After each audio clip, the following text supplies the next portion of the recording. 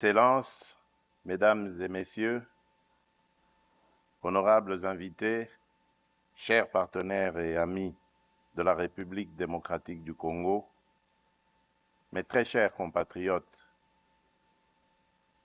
à l'heure où l'Organisation des Nations Unies, notre dispositif pensé et conçu pour le maintien de la paix et de la concorde dans l'humanité, ouvre la 80e session ordinaire de son Assemblée générale, la République démocratique du Congo, mon pays, a souhaité porter dans ce cadre la voix d'un peuple meurtri qui réclame vérité et justice.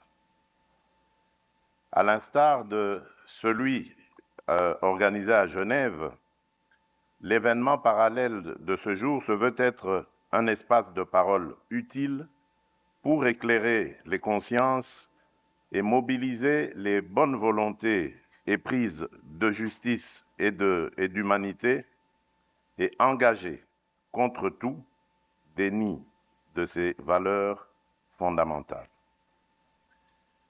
Il est indéniable que depuis plus de 3 décennies, et ce ne serait jamais trop de le rappeler à chaque occasion, à chaque conscience, nos populations payent un tribut humain insoutenable.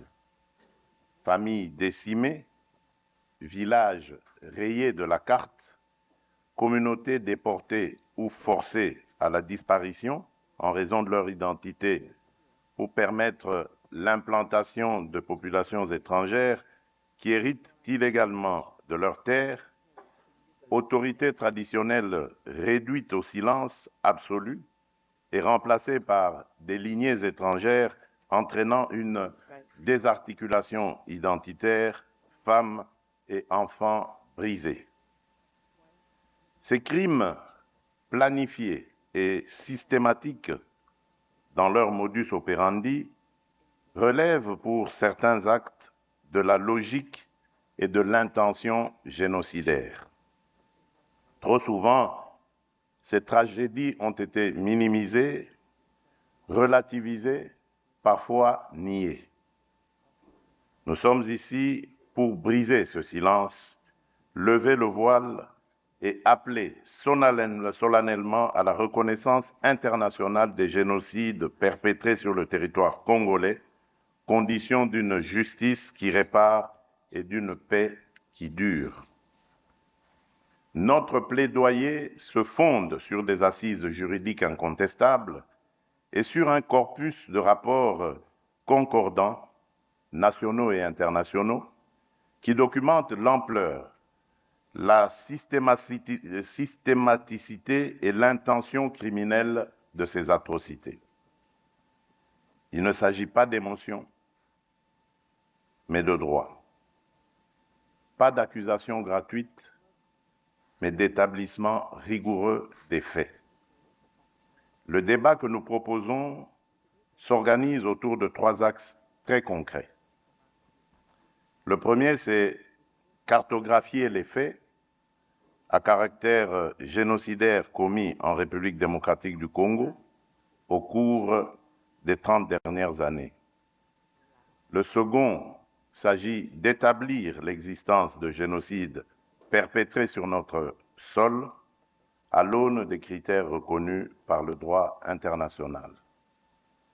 Et le troisième, c'est de mettre en place une architecture de justice transitionnelle adaptée à nos réalités, garantissant vérité, poursuite et réparation. Pourquoi maintenant ? Parce que notre génération a la responsabilité de rompre le cycle déni, impunité, récidive.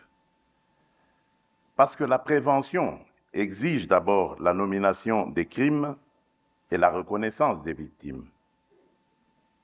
Parce que la stabilité de toute une région dépend de la capacité à dire le vrai, à juger le criminel, à réparer l'irréparable et à garantir la non-répétition. À cet égard, nous réaffirmons notre ancrage dans la Convention pour la prévention et la répression du crime de génocide du 9 décembre 1948 et dans l'ensemble des instruments pertinents du droit international. Notre démarche est conforme à ces principes. Elle vise la vérité, elle exige la justice et elle appelle à la réparation. Mesdames et messieurs, notre appel s'adresse à chacun des acteurs ici présents. Aux États, appuyer l'établissement d'un mécanisme international robuste de vérité et de qualification juridique des crimes, assorti de capacités d'enquête, de préservation des preuves et de coopération judiciaire. Aux organes des Nations Unies et aux organisations régionales, conjuguez vos efforts pour garantir la protection des civils aujourd'hui, la justice pour les victimes hier et des garanties crédibles de non-répétition demain. Aux institutions de justice, nationales, régionales, internationales, faites prévaloir la compétence et la complémentarité afin que nulle zone grise ne subsiste pour l'impunité. Et enfin, à la société civile, aux survivants et aux chercheurs, votre travail de documentation, de mémoire et d'accompagnement est la clé qui ouvre la porte de la reconnaissance et de la réparation. Nous vous rendons hommage. Ce combat n'est dirigé contre aucune communauté. Il est mené pour l'humanité. Reconnaître un génocide, c'est protéger l'avenir en refusant l'oubli et le relativisme. C'est aussi accepter que la paix ne se décrète pas. Elle se bâtit sur la vérité et la justice, dans l'esprit de la réconciliation, avec des mesures concrètes de réparation, de mémoire et de réintégration des victimes dans la vie sociale.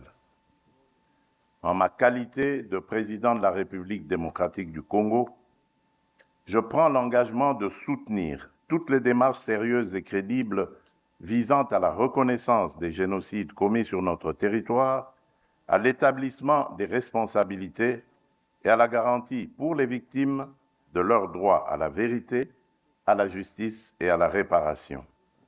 Notre main reste tendue pour le travail commun. Notre détermination demeure entière.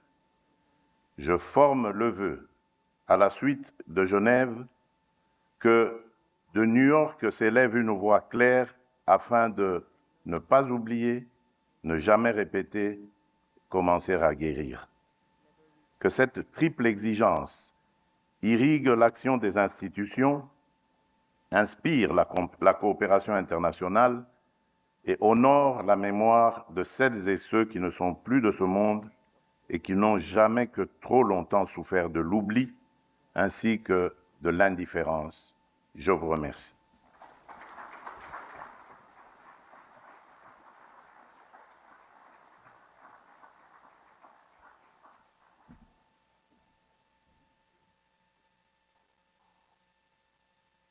Chef de l'État, nous allons continuer avec la suite du programme que vous avez.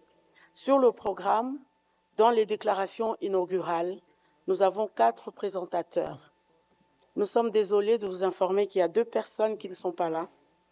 Il y a le professeur, Monsieur Chaloka et Eric Adams, qui est le maire de New York. Nous allons, sans plus tarder, je vais inviter Madame Pramila Patten, la représentante spéciale des Nations Unies sur les violences sexuelles liées au conflit, qui va nous parler des violences sexuelles liées au conflit et construction d'une paix durable en RDC. Madame.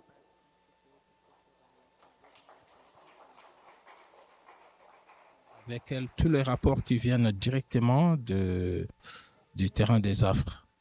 Président de la République, distinguée Première Dame, distingués participants, c'est avec une profonde émotion et un sentiment de responsabilité que je prends la parole aujourd'hui. Le 5 septembre, à l'issue de ces travaux entre mars et août 2025, la mission d'établissement des faits du Haut Commissariat des Nations Unies sur la situation dans les provinces du Nord et Sud Kivu a rendu son rapport. Et il a établi que les violences sexuelles ont atteint un niveau d'une ampleur sans précédent, tant dans leur nombre que dans leur nature, par les groupes armés et dans une totale impunité. Les violences sexuelles ont eu lieu principalement sous forme de viols collectifs. Les cas impliquant des enfants ont triplé en un mois. Même si l'accès à Goma lui a été refusé par le commandement du M23, ce qui l'a empêché de visiter les zones contrôlées par ce groupe, la mission a vérifié plusieurs cas de violences sexuelles perpétrés par le M23. Des victimes violées ou violées collectivement chez elles avec leur mère, fille ou sœur. Des filles enlevées et détenues, parfois pendant des semaines, dans des résidences et des hôtels occupés par des membres du M23, où elles ont été soumises à des viols et autres abus de manière répétée.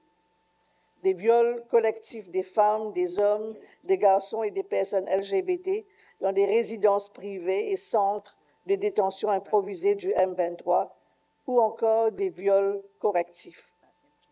Ces actes ont été répétés sur de longues périodes, souvent accompagnés d'autres actes de torture et mauvais traitements physiques et psychologiques, avec l'intention manifeste de dégrader, de punir et de briser la dignité des victimes. Le dernier rapport annuel du secrétaire général pour la période janvier à décembre 2024 et préparé par mon bureau a aussi confirmé que les groupes armés ont utilisé la violence sexuelle comme tactique pour affirmer leur contrôle sur le territoire et les ressources naturelles.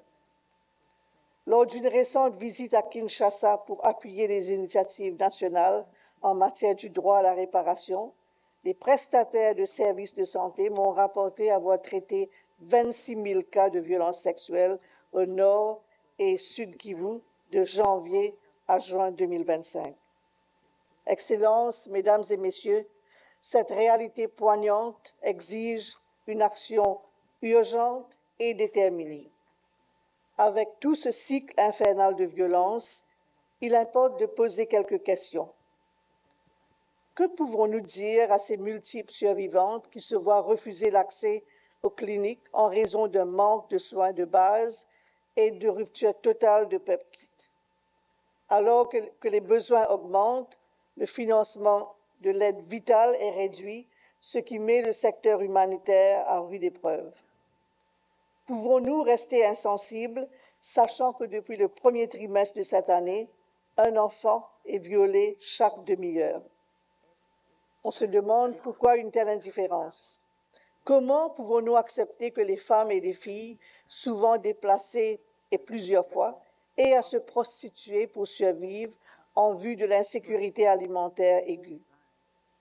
Peut-on oublier ou ignorer cette nuit d'horreur du 27 janvier 2025, où lors de l'attaque de la ville de Goma par les M23, 160 femmes ont été violées par les prisonniers hommes, puis laissées en proie aux flammes, brûlées vives dans leurs cellules de la prison de Muzenze en toute impunité. On parle de survivantes, mais on oublie que nombreuses sont celles qui ne survivent pas. Des cas de femmes tuées après un viol avec une cruauté incompréhensible ont aussi été recensés. Je voudrais saluer le gouvernement qui, face à tous ces défis, continue d'amplifier ses efforts et a récemment actualisé les plans d'action nationaux des FARDC et de la PNC sur la lutte contre les violences sexuelles. Ces efforts viennent s'ajouter au travail important de la justice militaire et les initiatives nationales des réparations aux survivantes des violences sexuelles. Hélas, les cycles des violences à répétition fragilisent ces efforts, sinon les réduisent à néant. Excellences, la manière dont nous affrontons cette crise est le véritable test de notre détermination. Nous ne pouvons pas nous contenter de prononcer des paroles de condamnation, alors que les survivantes manquent de soutien pour continuer leur vie. Des milliers sont privés d'accès aux soins médicaux, aux soins psychosociaux, au logement et aux recours juridiques. Elles paient le prix de l'impunité. Elles méritent plus que des promesses. Elles méritent protection, assistance, justice et réparation et un avenir sans peur. Pour qu'elles puissent avoir la paix et la tranquillité d'esprit, des services rapides et adaptés doivent les atteindre rapidement et à grande échelle. Il est urgent d'accélérer le paiement des réparations aux survivants et de les associer à ce processus. La justice transitionnelle doit aussi se développer en complémentarité avec la justice pénale, dont les mérites sont indéniables, et doit inclure des mécanismes de recherche de la vérité, de préservation de la mémoire, ainsi que de prévention et de la répétition de tous les crimes, y compris les violences sexuelles liées au conflit. Mon bureau, à travers l'équipe d'experts, demeure pleinement engagé à poursuivre son travail aux côtés des autorités judiciaires et des acteurs de la chaîne pénale. Mesdames et messieurs, la route vers une paix durable en RDC passe inévitablement par l'éradication des violences sexuelles liées au conflit. Nous devons agir ensemble avec détermination et passion et compassion pour réparer les tissus déchirés par la guerre et construire un avenir où chaque Congolaise et chaque Congolais peut vivre en paix et en dignité. J'appelle au respect sans faille des efforts régionaux et internationaux de paix, y compris ceux entrepris à Washington et à Doha. L'appui de la communauté internationale, y compris l'appel urgent et répété de protéger les civils, notamment contre les violences sexuelles, tel que rappelé dans les mandats successifs de la MONUSCO, doit être maintenu. Nous devons faire taire les armes et amplifier la voix des femmes. Nous le devons non seulement aux générations futures, mais aussi aux survivants d'aujourd'hui. Les cicatrices et les traumatismes laissés par les violences sexuelles laissent une ombre profonde. Nous devons persévérer pour apporter à toutes les personnes touchées la lumière de la guérison et de l'espoir. L'urgence d'action est maintenant à notre portée, à tous. Que le corps des victimes cesse d'être un champ de bataille pour devenir un siège de paix, garantissant l'avenir à une génération qui aura retrouvé sa dignité. Je vous remercie pour votre engagement dans cette noble cause. Merci.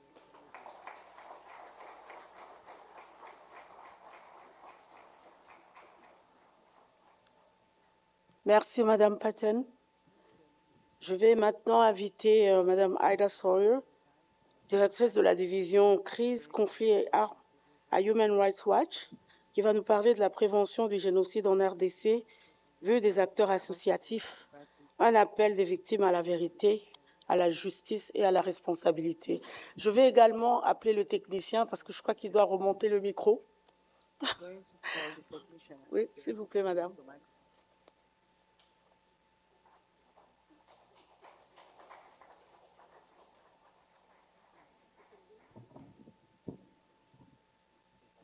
Publié sur la situation humanitaire catastrophique en République démocratique du Congo. Donc, ce sont faits. Est-ce qu'on peut distribuer les instruments d'interprétation, s'il vous plaît?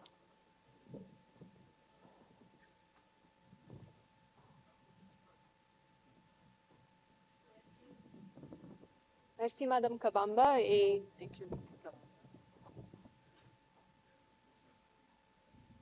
je tiens à remercier Son Excellence le Président Tshisekedi, la distinguée Première Dame, l'ambassadeur Mukongo et Fonarev d'avoir convoqué cette importante réunion aujourd'hui et de m'avoir invité à prendre la parole. This event is coming at a critical time for the people of Eastern Congo, and when the need for meaningful justice is as urgent as ever.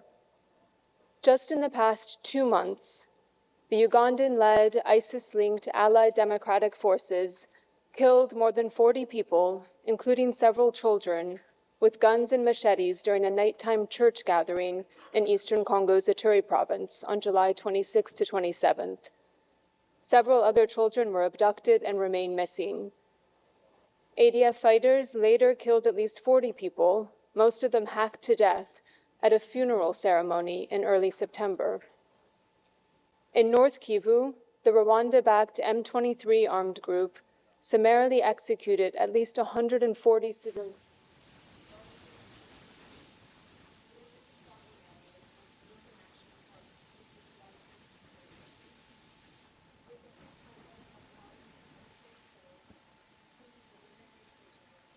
Thrown into the Rutshuru River.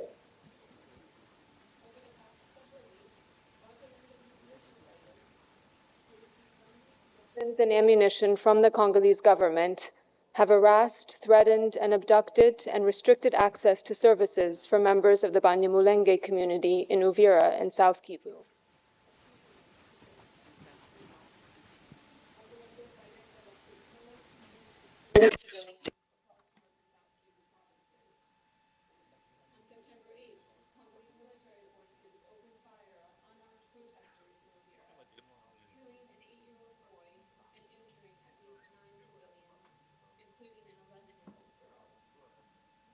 These forces and groups have also been responsible for widespread sexual violence, including gang rapes.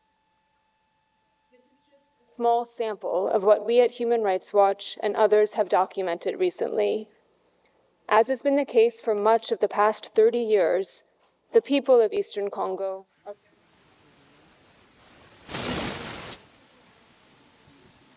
often with little clarity on who is responsible for their safety.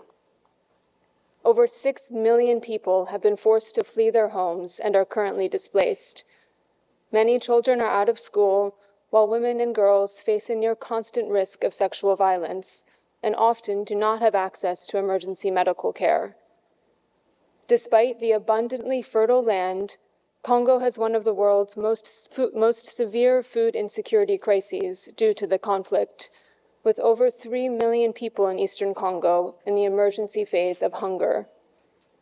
And while many local organizations are doing heroic work to try to protect and care for their most vulnerable, international funding cuts have had devastating impacts on people's access to desperately needed humanitarian aid, with only 15% of the humanitarian response plan currently funded. The M23's capture of Goma and Bukavu at the beginning of the year and its control over large parts of North and South Kivu have significantly hampered the delivery of humanitarian aid. A key factor that has allowed these cycles of violence and abuse to continue is an overwhelming culture of impunity.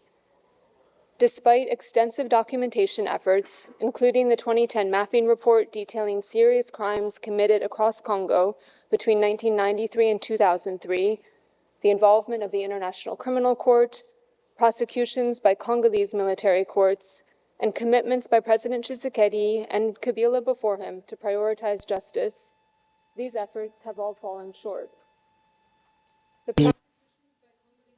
La prosecution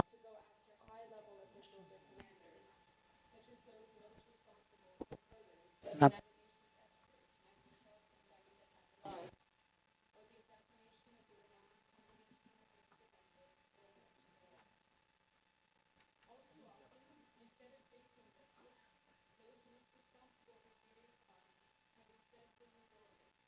ont plutôt par intégration dans l'armée. Sanctioned government allies, funded and armed by the Congolese government. And then when they face new grievances, they often take up arms once again against the government. Many of those responsible for the massacres and other abuses that we at Human Rights Watch have documented over the past several months have long records of involvement in serious crimes. We've seen the same names coming up again and again, often as they move from one armed group to another, or as they integrate into and later defect from the Congolese army. General Baudouin Ngaruye, for example, who's reported to have commanded the M23 fighters responsible for the large-scale killings in Rutshuru this past July, is someone whose crimes my colleagues and I have been documenting since at least 2008, including the recruitment and training of hundreds of children when he was part of a previous Rwanda-backed rebellion, the CNDP, torture, executions, and maiming, especially of women, when he was an officer in the Congolese army, and other serious violations as part of the first iteration of the M23 rebellion in 2012. Impunity for his past crimes has only fueled the abuses we're seeing now. Abus qu'on voit maintenant. As we've seen with Baudouin and Pendant que nous avons vu dans cette trajectoire un autre élément clé est l'implication continue de l'ex-Rwanda dans la région de l'exploitation illicite des ressources naturelles. Aujourd'hui, partie de l'Est du Congo,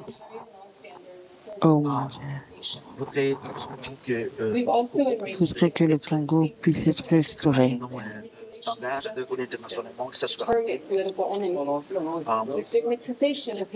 La stigmatisation des gens du Congo de l'Est,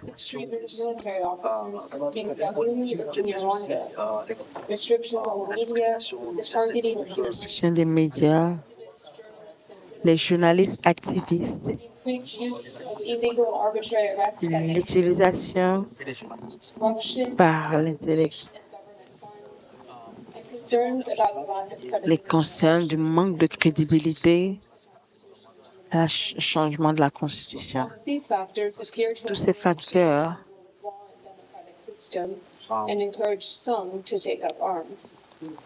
encouragent d'autres à prendre des armes. Donc, ce qui doit se passer maintenant, afin d'adresser ces défis et travailler pour envoyer la fin à ces abus, voici des recommandations.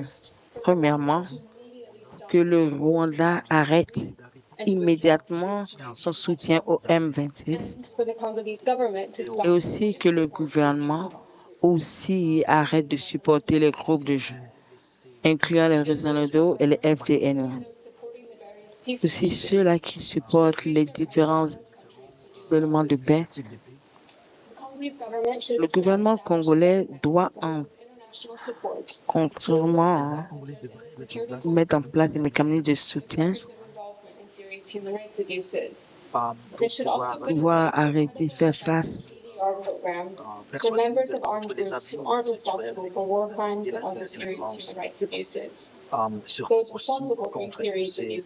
ceux-là qui sont responsables des abus doivent faire face à la justice. Le gouvernement congolais doit aussi s'assurer que les armées de force protègent les civils et aident à protéger tous les accès des biens.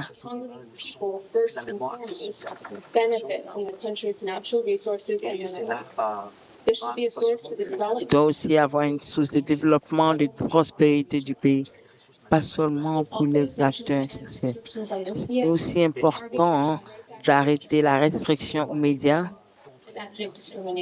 et aussi contre la discrimination.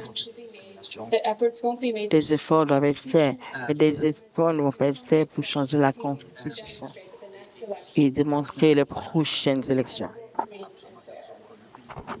Juste. Maintenant, pour des étapes pour pouvoir affecter. Demander la prostitution domestique. La Cour internationale de justice a investigué depuis 2004 que les investigations ont amené à l'arrestation de 6 suspects. Les droits de l'homme ont demandé à non seulement adresser la responsabilité des comptes pendant des années, mais aussi les crimes des supérieurs gouvernements. Lors de 2023, l'équipe a annoncé l'année dernière pour arrêter l'instabilité au Congo, aussi au nord du Kivu, de 2022. C'est un record pour pouvoir avancer la justice, mais il y a des limitations à ce qui peut être accompli parce que des efforts politiques sont menés pour pouvoir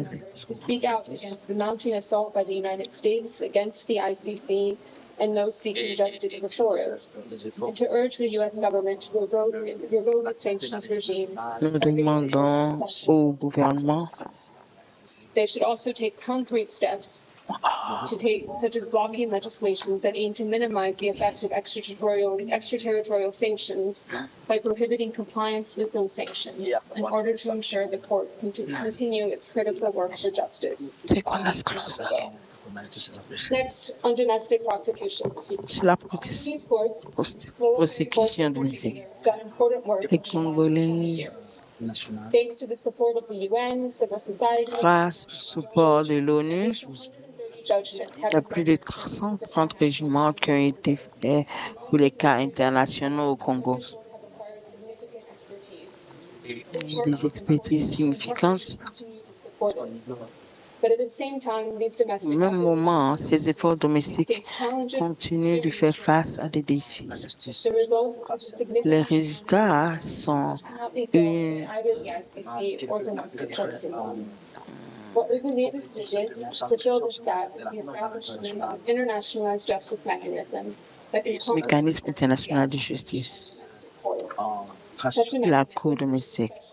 Tous ces mécanismes, chambers ces chambres judicial system doivent être affectés par des crimes contre l'humanité et les instances. We're very glad to see support in this direction. Nous sommes heureux de voir qu'il y a un soutien du gouvernement congolais et de l'ICC Stakeholders. We believe it's important to keep in mind some guiding principles. pour les principes religieux. Christians should build on the expertise and experience that's already been acquired and complement and add to the work of domestic courts and L'aide aux cours domestiques actors and representatives of victims et les représentants des victimes discussions as this new mechanism. et des discussions afin pendant que les mécanismes sont établis, incluant ceux-là qui ont été faits pendant plusieurs années. Thank you. Merci. Qu'est-ce qu'il y a à répondre? C'est cool. Thank you, Ms. Sawyer. Comme Madame Sawyer a fait sa présentation en anglais, et je suppose qu'il y a beaucoup de gens qui n'ont pas eu de problème avec ça, j'ai une petite question pour le président. En 2023, février 2023, j'étais à Cape Town où j'ai assisté à la conférence minière. Et le président, avant de commencer son discours, il a parlé en anglais. Il a dit, My English is not very good. Mais soon it will be good. Maintenant, je demande au président, après 2 ans, how is your English?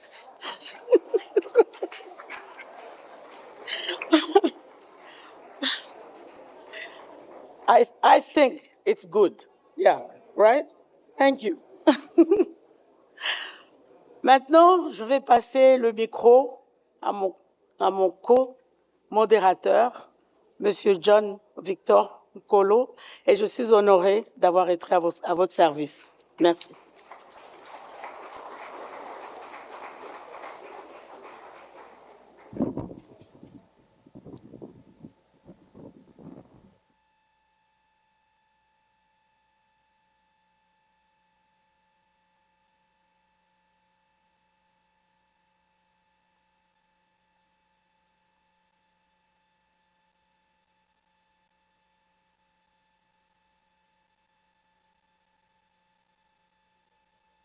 Pratique du Congo, Madame la représentante spéciale du secrétaire général, Excellences, Mesdames et Messieurs, je m'appelle Jean-Victor Nkolo et j'ai le privilège et l'honneur d'être ici aujourd'hui et de prendre la suite de ma sœur Margaret Kabamba. Et j'aurai beaucoup de peine à exceller dans son art. Nous allons, pour des questions de temps, devoir prier tous ceux qui attendaient de visionner la vidéo sur le Génocost, de se retrouver sur les plateformes des institutions qui ont été impliquées dans l'organisation de cet important événement, car nous n'aurons malheureusement pas le temps ici d'en faire la projection. Nous allons donc ouvrir très rapidement le panel de haut niveau. Et sans plus attendre, je vous prie d'écouter avec la plus grande attention quelqu'un de très important qui va nous parler des faits. Dans notre métier de la communication, il y a le commentaire et les faits. Et ici, le professeur Isidore Ndaiwel va évoquer l'histoire des massacres et aperçu de la cartographie des faits génocidaires en RDC de 1993 à nos jours. Mesdames et messieurs, je vous prie de bien vouloir accueillir le professeur Isidore Ndaiwel.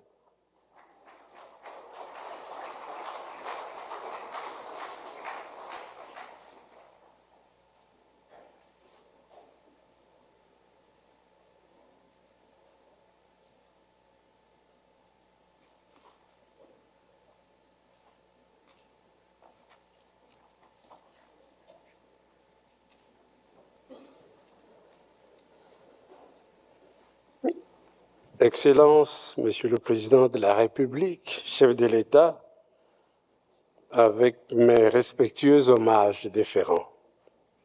Excellences, Madame la distinguée Première Dame, Excellences, Mesdames et Messieurs les membres du gouvernement de la République, Mesdames et Messieurs les ambassadeurs, Excellences, Mesdames et Messieurs.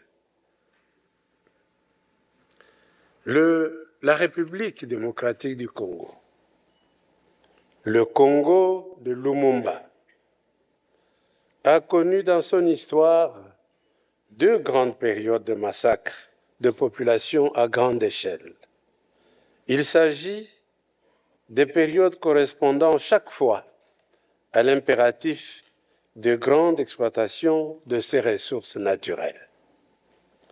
La première est celle bien connue de la fin du XIXe siècle. À la suite de la découverte du pneu gonflable, le régime léopoldien avait décrété en son temps une grande campagne de récolte du caoutchouc, en fermant totalement les yeux sur les modalités concrètes de cette opération sur terrain. Ainsi, pendant une vingtaine d'années, pour maximiser la production du caoutchouc, les populations du centre du Congo ont-elles vécu un régime de terreur, soumises à des cruautés de type bestial, allant jusqu'à des incendies de villages, des séquestrations des femmes et d'enfants ou des supplices de mutilation des mains. La seconde grande période est celle de la fin du XXe siècle. Elle s'étale encore sous nos yeux, caractérisée par l'exploitation sauvage des ressources naturelles dans l'est du Congo. Une nouvelle conjoncture mondiale s'était en effet imposée dès la fin de la guerre froide. Le primat de l'économie avait transformé le monde en un champ d'action privilégié pour les sociétés multinationales, avec pour conséquence l'affaiblissement des frontières et celui du droit international. C'est dans ce contexte que l'Est du Congo est devenu une cible privilégiée, objet de la ruée mondiale vers des minerais stratégiques en cette ère de l'expansion de la téléphonie cellulaire, de l'engouement pour les véhicules électriques et de la résurgence des conflits mondiaux entre empires. À la fin du XXe siècle, l'agenda politique des pays des Grands Lacs en proie à des crises de démocratisation a constitué une conjoncture favorable. Le possible recyclage du régime de Mobutu était banni. Mais en Ouganda, une nouvelle dynamique politique était en place, avec l'avènement de Yoweri Museveni en janvier 1986 à la tête du pays. Le Rwanda, ciblé comme porte d'entrée au Congo, était soumis alors à l'effervescence d'une opposition politique dont les assises se trouvaient précisément en Ouganda. Cette opposition avait été identifiée comme capable de servir d'intermédiaire dans ce projet d'exploitation. Mais le soutien à cette dernière revenait inévitablement à prendre position dans un affrontement ethnique séculaire en faveur des Tutsis exilés contre les Hutus au pouvoir. Pour la petite histoire, rappelons ici que depuis le 1er novembre 1959, le Congo avait abrité massivement ces mêmes réfugiés Tutsis. Pendant 35 ans, de 1959 à 1994, ils ont fonctionné dans les institutions politiques, économiques et sociales du pays avant le grand changement qui allait intervenir en 1994, où les réfugiés Tutsis vont être remplacés par des réfugiés Hutus. La conquête militaire du Rwanda par cette opposition en exil a duré exactement 4 ans, de août 1990 à juillet 1994. Quant à la conquête de l'ancien Zaïre, suspecté d'être l'allié du régime Habyarimana et entamée en 1996, elle a laissé tirer dans le temps jusqu'à ce jour. Car la pression internationale d'essence commerciale était venue attiser et conforter une autre ambition. L'ambition séculaire du Rwanda de s'emparer des territoires de l'Est du Congo, particulièrement du Grand Kivu, pour y déployer ses excédents démographiques. Cette pratique avait été entamée en 1927 pour soutenir l'industrie congolaise naissante par une main-d'œuvre rwando-burundaise affectée alors dans le Grand Kivu, l'Ituri et le Katanga. Le mouvement avait été accentué à partir de 1948 par le peuplement massif du Nord Kivu par les immigrés rwandais pour des raisons humanitaires. Ainsi, l'enjeu contemporain de faire main basse sur les minerais stratégiques se doubla de celui de la conquête des espaces. Voilà pourquoi les inévitables violences barbares de l'exploitation des ressources naturelles sont-elles accompagnées d'une opération de destruction des populations autochtones pour réduire leur nombre, pour compromettre leur reproduction et dans l'immédiat pour les obliger à quitter leurs terres et les rendre disponibles pour d'autres occupations. Et c'est ici que réside l'intention génocidaire d'éliminer une espèce humaine se trouvant sur les terres convoitées au profit d'une autre. Excellences, Mesdames et Messieurs, comme on peut le constater, ce second temps de massacre est plus grave que le précédent par sa durée, qui dépasse déjà les 30 ans. Il est encore toujours en cours et il vient d'être consommé entièrement le premier quart du XXIe siècle. Il est plus meurtrier aussi par le degré de cruauté qui l'accompagne, mais aussi par leur étendue sur les 4 provinces les plus peuplées du pays, le nord et le sud Kivu, l'Ituri et le Maniema, avec ramification sur une demi-douzaine d'autres provinces limitrophes. Visiblement, la stratégie adoptée est multiforme. Il s'agit de l'élimination systématique des notables, chefs coutumiers, pasteurs, évêques, pour priver les populations concernées des points de repère. Il s'agit de la destruction de cette population à grande échelle, y compris de manière artisanale, à la machette ou à la houe.